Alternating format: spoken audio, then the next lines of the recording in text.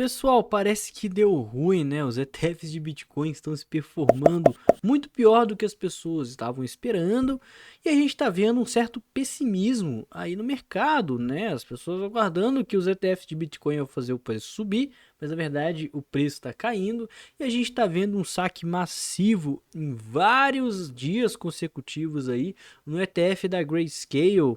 E hoje eu vou te explicar um pouquinho mais sobre esse fato, né? Vai ser um vídeo até um pouquinho diferente, a gente não vai falar sobre a notícia em si, a gente vai passar em dados on-chain, fatos fundamentalistas, para entrar mais a fundo nessa questão. Por que que os ETFs foram aprovados, mas ainda assim eles não estão fazendo sucesso?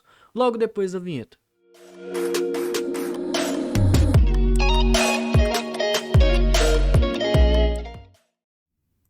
Então, à primeira vista, esse é o tipo de notícia que a gente vem se deparando ao longo das últimas semanas. Esse é o fim? Fluxos de saída de Bitcoin do GBTC, que é o ETF da Grayscale, diminuem pelo segundo dia consecutivo. E essa notícia ela traz para a gente um fato. A gente já está no segundo dia consecutivo de uma onda de vendas multibilionárias de Bitcoin, acabando com a esperança de vários investidores após 3 meses de alta da criptomoeda. A gente tem registros aí de saques que chegam na ordem de quase $500 bilhão em apenas um dia, no dia 24 de janeiro. E desde o dia 11, esse é o menor saque diário, eu acho que é o maior no caso, né? Eles devem ter errado aqui, desde o lançamento do ETF de Bitcoin. E isso resultou numa queda aí, uma desaceleração de 33% só nessa semana do dia 22. E a gente viu aí, ao longo de 9 dias de negociação, o GBTC, que é o fundo do Bitcoin, o ETF que agora está sendo negociado na Bolsa de Valores, perder mais de 106 Bitcoins, o que equivale a 4,4 bilhões de dólares ao longo de 9 dias de negociação. E o que está acontecendo, né? Por que agora que o ETF foi aprovado, o preço está caindo? E a resposta ela é muito simples, né? O mercado ele criou muita expectativa em cima de um único fato. Então, trazendo esse tweet aqui do arquivo Bitcoin, né, Bitcoin Archival Archive, os ETFs eles tiveram aí uma negociação, um volume de 17,2 bilhões de dólares em apenas 6 dias. E isso é um volume impressionante, certo? Se a gente pegar aqui lançamentos de ETF ao longo da história, a gente não teve performances tão boas quanto os produtos de Bitcoin estão tendo. A gente já tinha um interesse institucional, um interesse do mercado tradicional muito grande e está entrando para o mercado de criptomoedas. E a gente vem falando disso aqui de uma forma muito direta no canal, né? De uma forma muito aberta, explícita aqui no meu canal do YouTube. Mas aparentemente foi criado uma expectativa tão grande que mesmo o que já quebra recordes da bolsa de valores não é suficiente para o mercado cripto.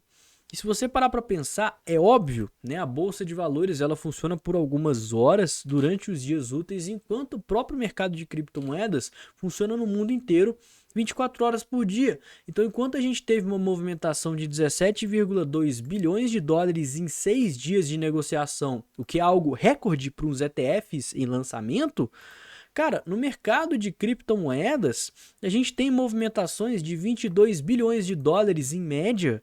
Quer dizer, hoje, né? Hoje foram movimentados 22 bilhões de dólares no mercado cripto inteiro, nas corretoras. Ontem foi 29 bilhões, antes de ontem foi 31 bilhões. Nos finais de semana, a gente tem 8, 9, às vezes até 10 bilhões de dólares em movimentação, o que é mais da metade do que os ETFs movimentaram em 6 dias de negociação. Então é óbvio que os ETFs, sim, eles podem trazer muito dinheiro e vão certamente trazer muito dinheiro para o mercado cripto aí ao longo dos dias e semanas que eles forem sendo negociados, porém isso não vai acontecer do dia para a noite.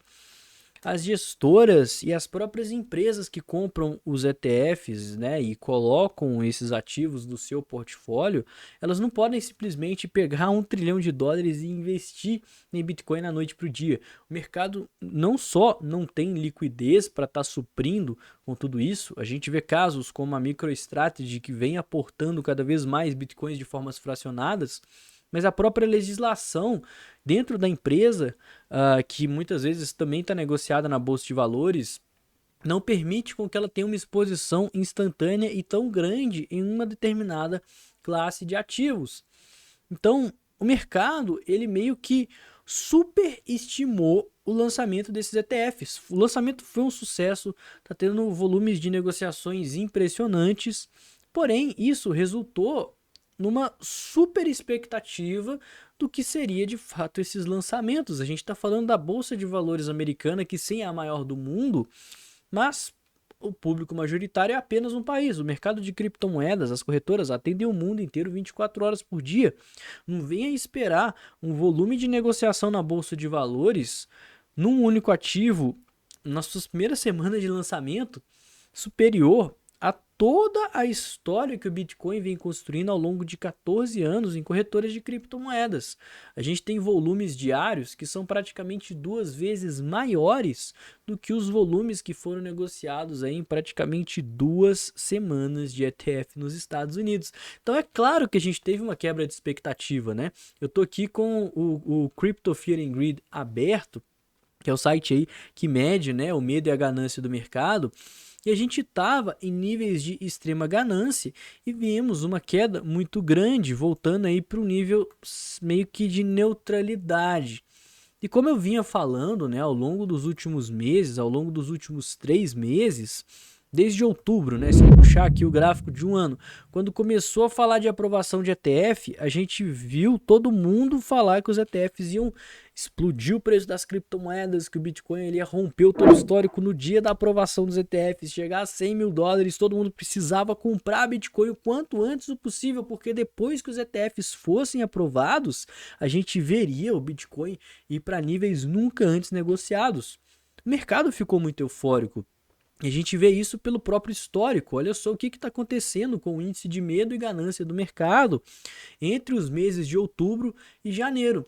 E justamente aqui no dia 11 de janeiro, o primeiro dia de negociação dos ETFs de Bitcoin na Bolsa de Valores, a gente viu só ladeira abaixo no sentimento dos investidores, porque toda aquela expectativa de que os ETFs iriam fazer as criptomoedas dispararem não foi cumprida. E não que isso seja algo ruim, porque igual eu vinha falando, né, isso continua sendo dados super saudáveis e otimistas para o mercado.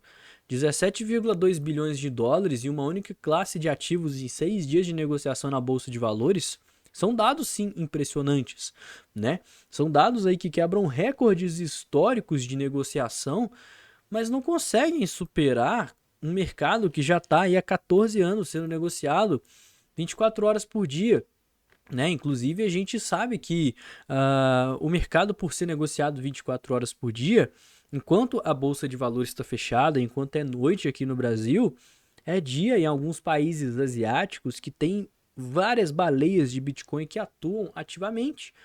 O mercado tem muita negociação de noite, tem muito volume de noite, não tem como você comparar toda essa demanda do mercado cripto de forma nativa com a sua performance no mercado tradicional.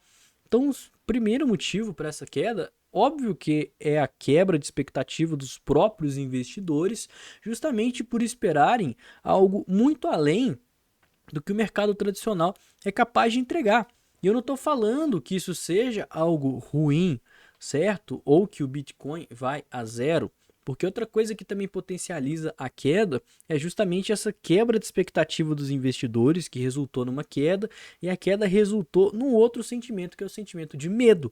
As pessoas começaram a achar que agora que os ETFs foram ruins, esse tipo de notícia, esse é o fim, meu Deus, acabou ETFs de Bitcoin, já era, vão deixar de existir, o Bitcoin agora vai a zero. Isso ainda causa um outro sentimento que potencializa a queda a continuar. Que a gente já entra no nosso segundo tópico, que é o próprio interesse das empresas e das instituições, que é o público que irá consumir de fato os ETFs na queda.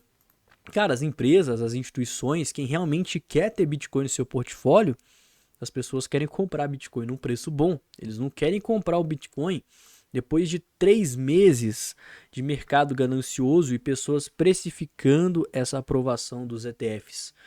Os investidores grandes, os grandes gigantes de Wall Street, Cara, eles querem que o preço caia para comprar. As próprias gestoras que estão com ETF, com Bitcoin em caixa para estar ali suprindo a demanda dos ETFs, querem que o preço caia para comprar Bitcoin mais barato, certo? Inclusive, a gente tem notícias super saudáveis com relação aos ETFs. Olha só, o ETF da Bitwise é o primeiro no mundo, né? O primeiro ETF com o endereço de Bitcoin público. Então você consegue verificar o saldo da carteira da Bitwise e fazer de fato a sua própria prova de reservas, né? Você consegue estar ali auditando o que está acontecendo dentro da carteira.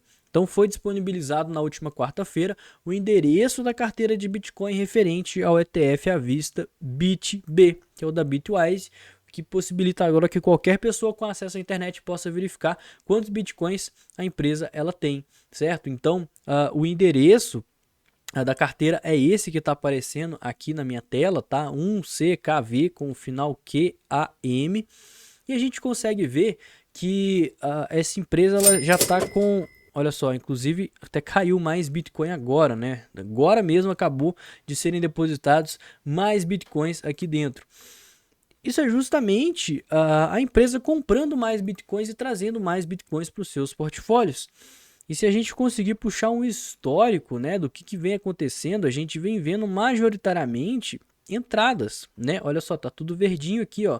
São de entradas, depósitos, depósitos e mais depósitos de Bitcoin no endereço da Bitwise. Inclusive, essa notícia aqui do Block Trends estava falando que a gente tinha nessa carteira, olha só, 11 mil Bitcoins, isso no dia 24, né, há um dia atrás.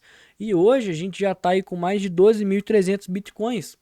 Então, assim, essa queda faz com que as gestoras comprem mais Bitcoin e isso acaba resultando em mais capital indo para o mundo das criptomoedas, o que sim vai resultar numa alta.